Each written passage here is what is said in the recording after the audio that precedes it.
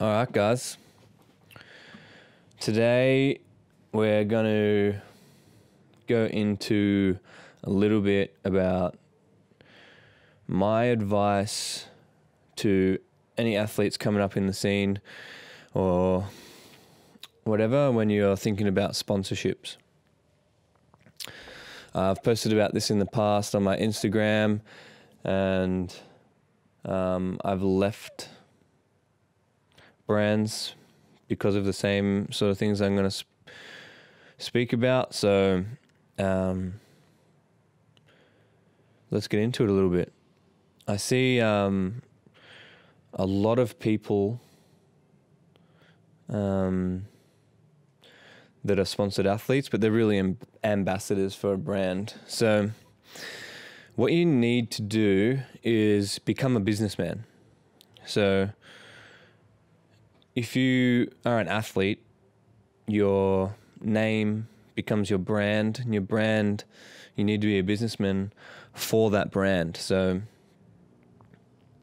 the whole idea of a sponsorship is to allow you to spend more time practicing your craft, allow you more time to work with professionals to recover, to get better, to travel to competitions, to travel to get coaching, whatever it may be.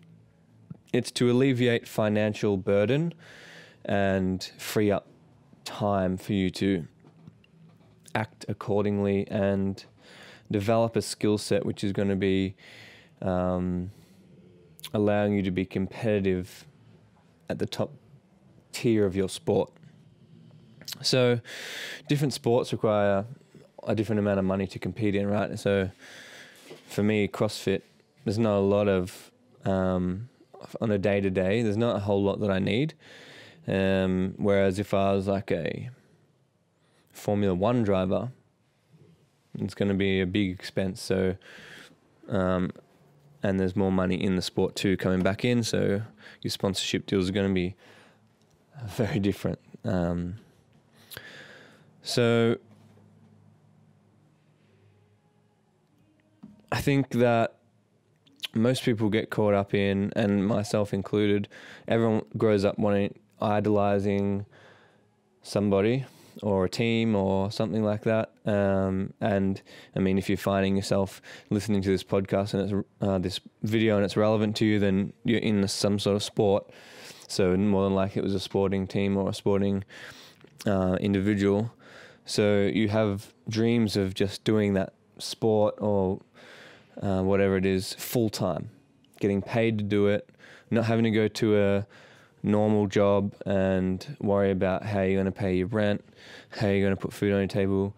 You can't even afford to go to the competitions or the entry fees and new training gear, seeing physios, eating healthy, all these expenses that come along with trying to be in the top 0.1% of the competitive population in your sport. So develop that business mindset. Don't accept. Okay, so let's get into it. All right. So a nutrition company comes to you and says, we want to sponsor you. We want you to be a sponsored athlete. All you need to do is post once a week or twice a week. Wear our shirts in your videos, wear our shirts when you compete or our hats when you compete. And we'll send you, use these hashtags in your posts. We'll send you specials and deals that are going on, whatever it may be. And we want you to post about it. You may need to be available to do things for us, etc. We're going to use your face on advertising in our posts, etc. So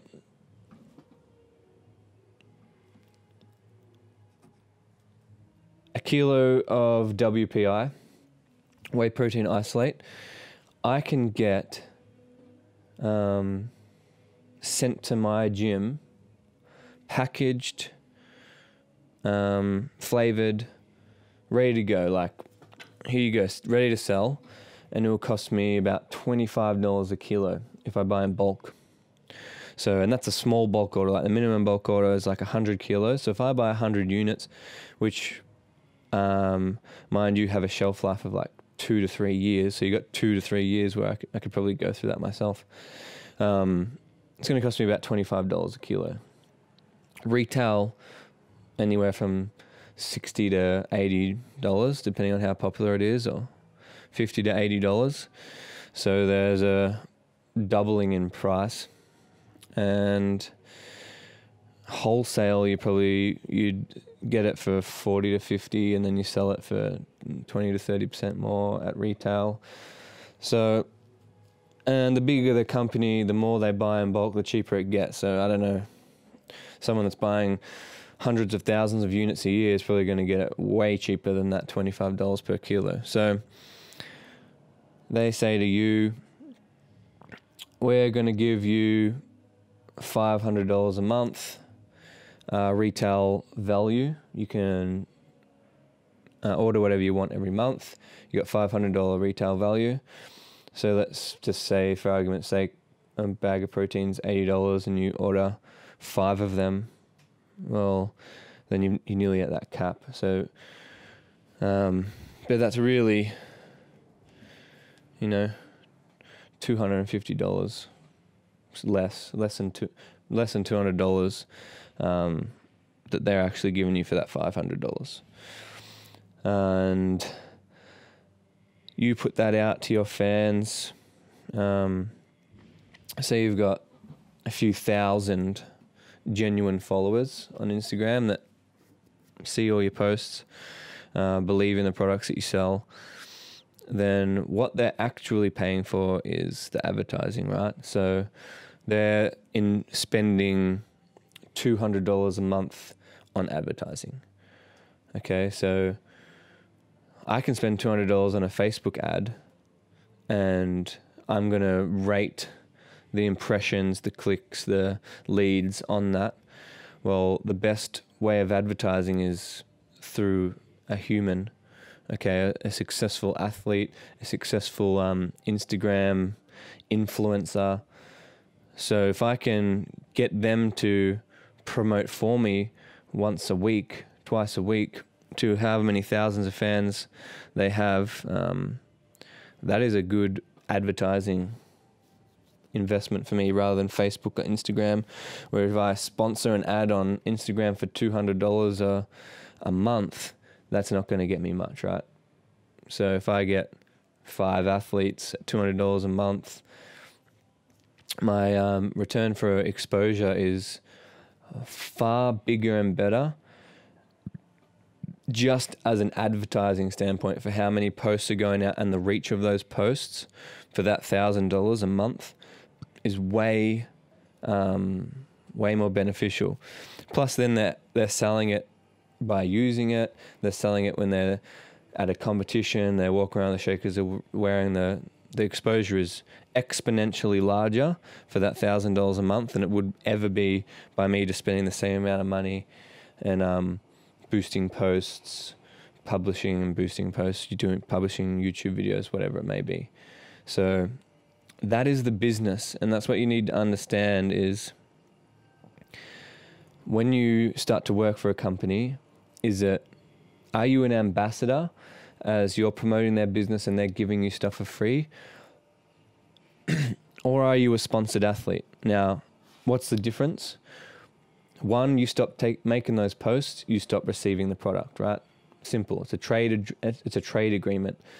You stop influencing the brand and promoting what they want, then they cut off your supply.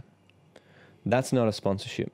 A sponsorship says, hey, Dean, we believe that you're going to be one of the top guys in your sport, or we believe that you have the potential to be the top guy in your sport. We're willing to, at the moment, you're here, we think you can be here. We're willing to support you along that journey, and we believe in you. So it's like an investment. So there's obviously business to that. So I sign with a brand all the people that follow me become aware of that. They might have some more engagement with that company. If they're selling a product that relates to them, they might then buy that. I might post on Instagram, something like that. Each week, all that stuff that comes, that would be exactly the same for the ambassadorship. But the difference is they say to you, all right, we're going to help you. Maybe they give you a base salary. Probably not, but maybe they give you a base salary. Maybe they say, you know, we're going to select 3 to 4 events a year. We're going to cover your travel costs and entry fees, if there are any, or at least alleviate those costs for you. So it's going to make it doable for you to go to 3 or 4 international competitions, or even 3 or 4 local competitions. If hotels, flying, they all add up.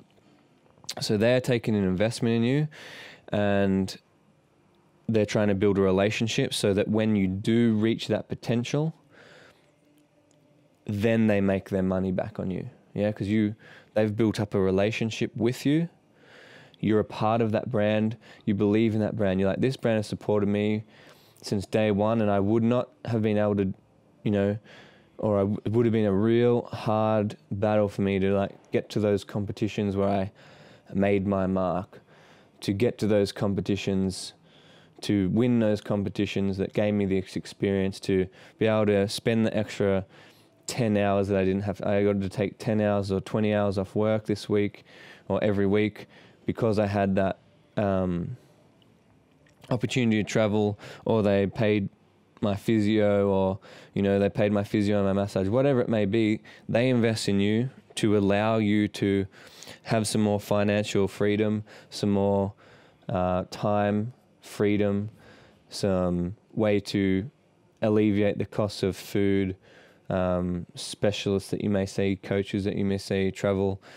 And then when you do, providing that you do, or the contract's probably not going to last that long, when you do reach that top, you now repay that investment, because the level of exposure that they get by having that relationship with you, and you now being the best or the top 1% of your chosen field, is huge, and they make that back. So when you are talking to a company, and this is really important, because the more people that say they're sponsored athletes that get a free hat once a month at retail price and call themselves sponsored, it devalues what it is to be a sponsored athlete for everyone else. And brands come in and say that they're sponsoring athletes, and all they're doing is giving them a fancy ambassadorship. And I think that for the amount of time and effort that athletes and teams and anyone that requires or gets a sponsorship to let them focus more on whatever it is that they're doing, you owe it to yourself to be a better business person. And what are you worth? Are you worth $200 a month? Wholesale? Are you worth a wholesale? Is that what your time is worth? Like a Facebook post? Is that what you value yourself at? Or do you value yourself more? What is that time that you're putting in worth to you? Now, if that ambassadorship is really going to help you, and taking that cost of that clothing or those shoes or those supplements, taking that off is really helpful, then for fuck's sake, it is really beneficial. But could you just work an extra hour and buy that supplement at wholesale? You can open a wholesale account. You can go to websites online that sell everything at wholesale. And is it worth it? I don't know. That's a decision you have to make, but I'd urge you to become a really good business person. Look at the finer points of how much is this brand actually investing in you, and do they believe in you as an athlete, or are they just trying to get you to post for them as free advertising? Because we broke down, that advertising is way more beneficial to them in terms of a monetary side of things than it is to you. because you can boost your own posts and do whatever you want if you wanted to and build your brand that way. So never be like that Instagram, how many likes, that how many followers. I can sign with some company that has 1 million followers and get them to share my stuff every day, and I grow my following on Instagram exponentially, and that might even lead to me getting some sort of money if I put up fake posts that everyone knows is fake, pushing some shit product. But that if you're truly an athlete or truly a professional, that shouldn't matter. Like, you want to win. How are you going to fucking help me win? I don't care about all the other stuff. What this relationship is about, me winning, me creating a legacy in this sport, me reaching my potential. Do your shoes make a difference to me reaching that potential? Or could I wear some Dunlop volleys from Kmart that I buy for $7? If they do, good for you. Like, that's awesome because it really helps you. If not, then there's got to be more to it. Like, well, there needs to be more to this. I'm sorry. Like, I really love the shoes. I really love the BCAs. I really love the jumpers that you're offering me, but I could do this without them. As much as they looked nice and fancy and I get to call myself a sponsored athlete, I could also just wear some stuff from Kmart and be just as good and squat just as much and be just as good and have more money.